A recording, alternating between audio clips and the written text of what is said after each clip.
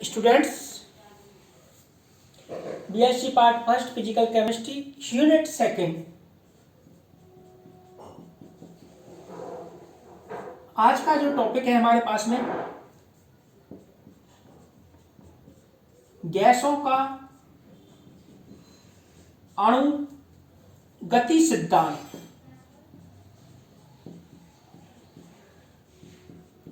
गैसों का अणुगति सिद्धांत,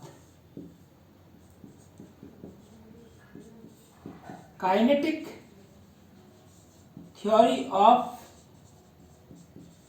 गैसेस।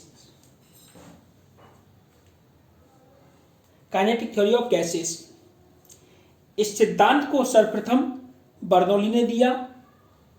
बाद में इसको क्लासियस, वॉन डर वाल, बोल्ट्जमान, मैक्सवेल आदि ने विकसित किया। यह सिद्धांत निम्नलिखित अभिग्रहीतों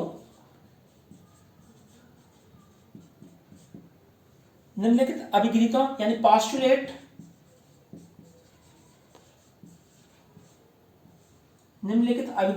पॉस्टुलेट्स पर आधारित है।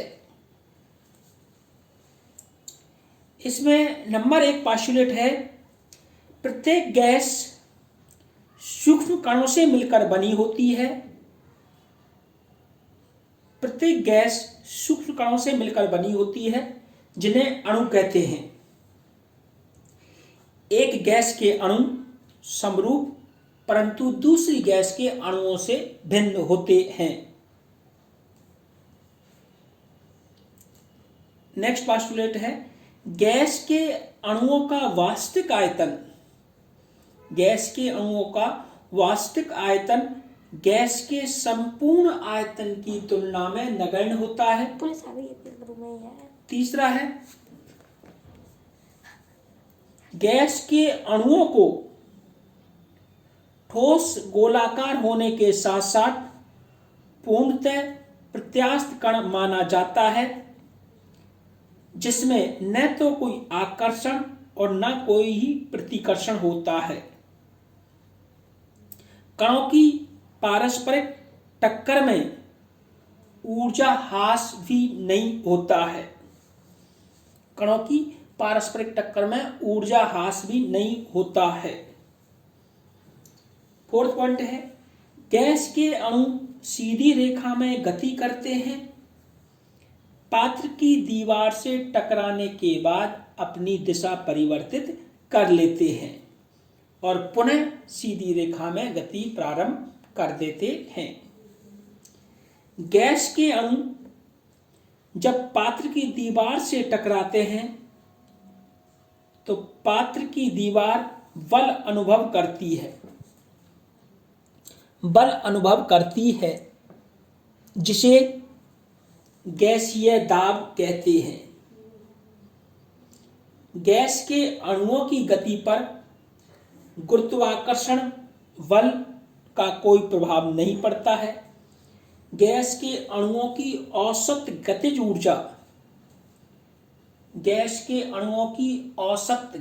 ऊर्जा परम ताप के समानुपाती होती है। तो बच्चों, ये थी अभिग्रहित। अब जो नेक्स्ट टॉपिक है, अणुगति समीकरण की व्युत्पत्ति। अणुगति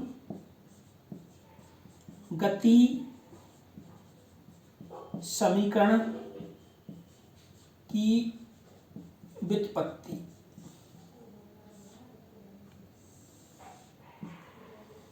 derivation of kinetic gas equation. Derivation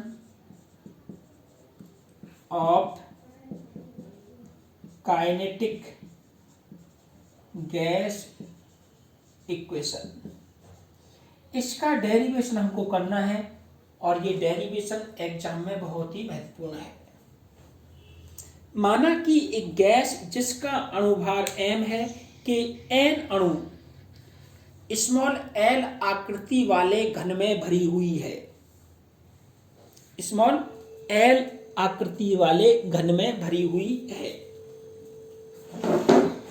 अब हम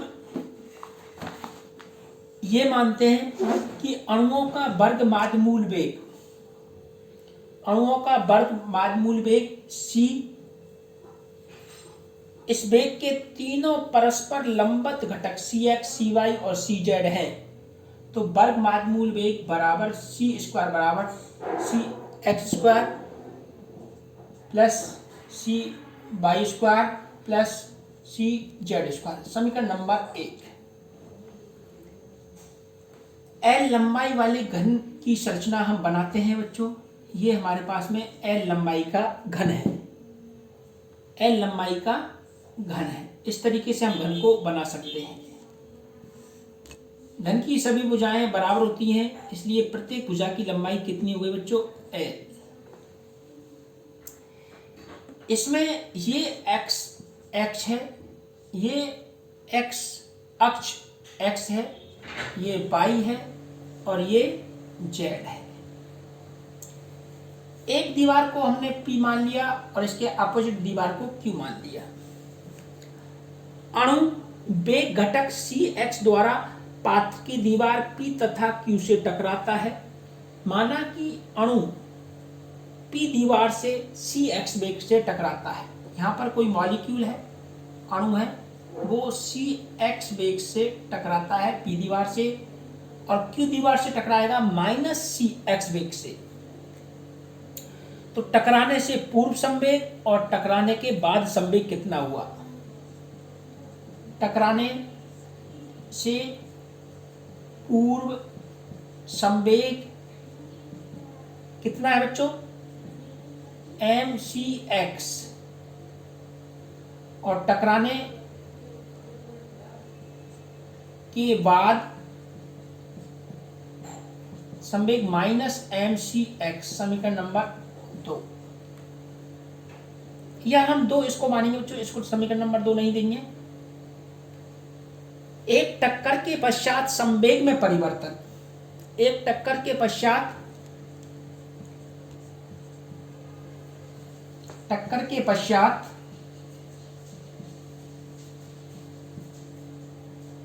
संवेग में परिवर्तन। संवेग में परिवर्तन कितना होगा बच्चों? देखिए, mcx माइनस mcx, तो 2mcx। समीकरण नंबर 2। चूंकि P तथा Q दीवारों के मध्य की दूरी, चूंकि P तथा Q दीवारों के मध्य की दूरी कितनी है बच्चों? L है। अतः Q दीवार से टकराने से पूर्व अणु L सेंटीमीटर दूरी चलेगा। कितनी दूरी चलेगा बच्चों? L सेंटीमीटर दूरी चलेगा। अतः 1 सेकंड में होने वाली, अतः 1 सेकंड में होने वाली टक्करों की संख्या,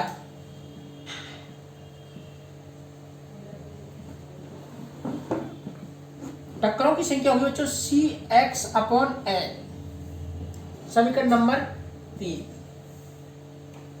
तो x दिशा में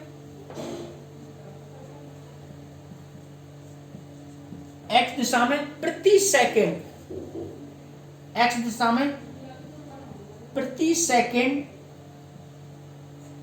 संवेग परिवर्तन कितना हो जाएगा बच्चों? 2mcx/L बराबर 2mcx² समीकरण नंबर 4। इसी प्रकार y दिशा में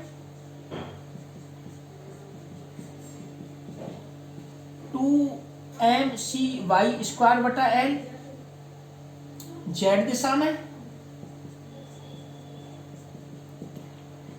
2mcz²/L। अतः एक अणु के संवेग में,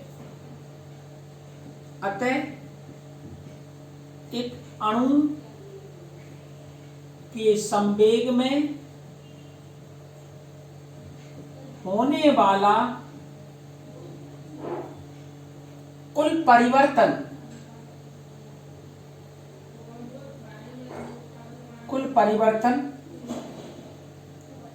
2mc(x²y(l) plus 2mcy²(y(l) plus 2mcz²(y)l।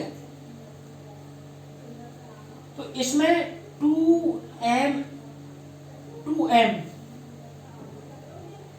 बटा l कॉमन आ गया बच्चों, cx² plus cy² plus cz²। समीकरण नंबर 5। समीकरण 1 से संवेग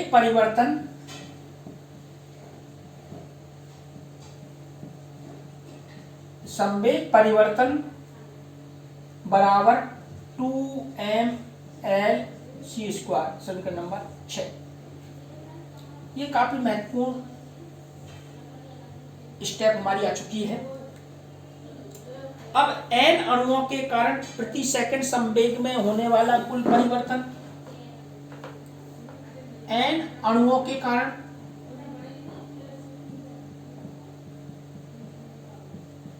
संवेग परिवर्तन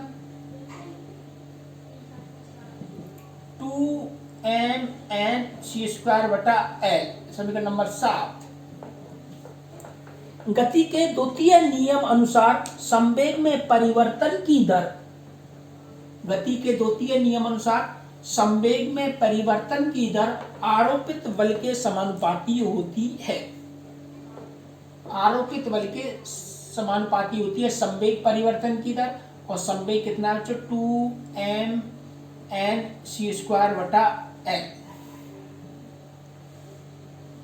इक्वेशन नंबर 8। ये फोर्स है, आरोपित बल है। चूंकि हम जानते हैं कि दाब बराबर बल बटा क्षेत्रफल होता है, बल बटा क्षेत्रफल होता है, तो P बराबर बल है बच्चों 2mnc²/l और क्षेत्रफल है, घन का क्षेत्रफल होता है बच्चों 6 भुजा स्क्वायर 6l²। तो P बराबर 2mnc²/6l³। 6l³। हम कुछ टर्म को जानते हैं। ये इक्वेशन नंबर 9। चूंकि स्मॉल n कैपिटल N बराबर स्मॉल n बराबर कैपिटल M और L³ बराबर आयतन, तो P बराबर 2m, और 2 से ये कितनी बार कट जाएगा बच्चों? 3 बार, तो 13mc²/v। तो ये भी एक फॉर्म है बच्चों। इस v को इधर ले जाते हैं, ये भी एक फॉर्म आ चुकी है।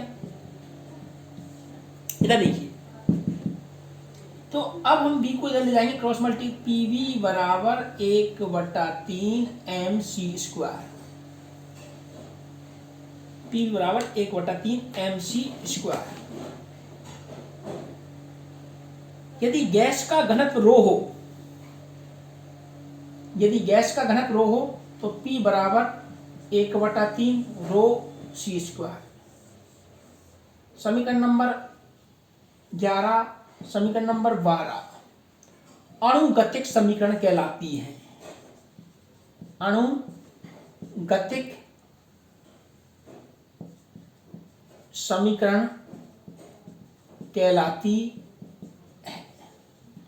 इस तरीके से अणुगतिक समीकरण का व्युत्पन्न हम करते हैं। इस तरीके से अणुगतिक समीकरण का व्युत्पन्न करते हैं।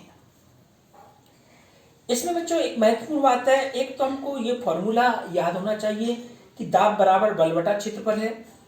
एक घन का क्षेत्रफल हमको ज्ञात होना चाहिए, क्योंकि घन या घनाकार आकृति में हमने गैस को भरा हुआ है। घनाकार आकृति में गैस को भरा हुआ है। दूसरा हमारे पास में द्रव्यमान अपॉन आयतन क्या होता है, रो होता है बच्चों, गैस का घनत्व होता है। तो इस तरीके से हम संवेग परिवर्तन और बल के द्वारा अणुगतिक समीकरण को कैलकुलेट कर सकते हैं, ज्ञात कर सकते हैं।